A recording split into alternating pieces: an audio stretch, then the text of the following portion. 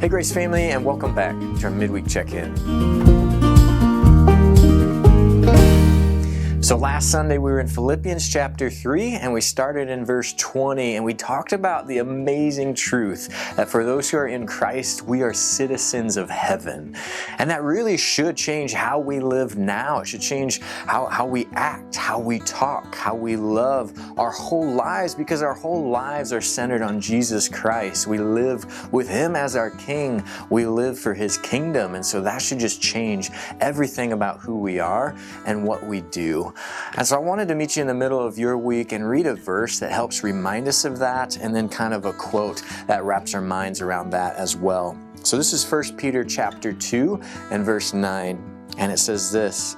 It says, "But you are a chosen race, a royal priesthood, a holy nation, a people for His own possession, that you may proclaim the excellencies of Him who called you out of darkness into marvelous light."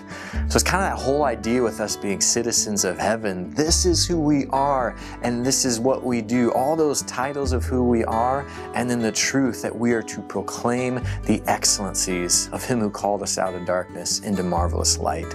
So kind of talking about that theme, Joni Eareckson Tada says this. She says, when a Christian realizes his citizenship is in heaven, he begins acting as a responsible citizen of earth. He invests wisely in relationships because he knows they're eternal. His conversations, goals, and motives become pure and honest because he realizes these will have a bearing on everlasting reward. He gives generously of time, money, and talent because he's laying up treasure for eternity. He spreads the good news of Christ because he longs to fill heaven's ranks with friends and neighbors. All this serves the pilgrim well, not only in heaven, but on earth, for it serves everyone around him. And that's just such a good reminder. When our minds are focused on heaven, when we remember that we are citizens of heaven, it changes how we live now. And it just partners so well with what it says in 1 Peter chapter 2 and verse 9. This is who you are.